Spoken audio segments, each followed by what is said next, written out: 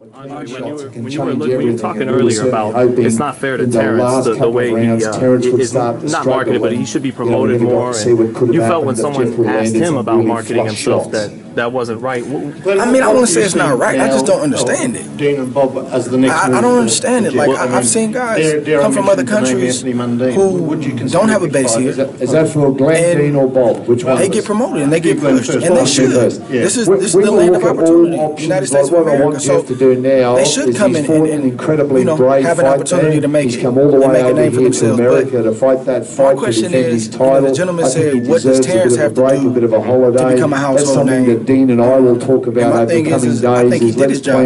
The next move. I think he's what, 33-0. You know, Jeff Shady can take on anybody. Sometimes I hear for the first time critics say, "Well, he's not a household name because he doesn't hit hard. He's been in New Zealand. He doesn't have knockout power." First time in the US.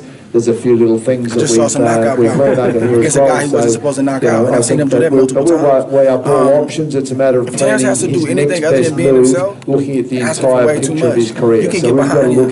You can promote him. When he goes home to rest and be with his family, that's the time to talk him up. For any journeyman, he's got a fight coming up. Talk him up. And I guarantee you, if you consistently do that, the lay person will start to recognize, man, who is this kid? Terence Crawford. Wow, I just read his story, man. I seen this article. That's how it works.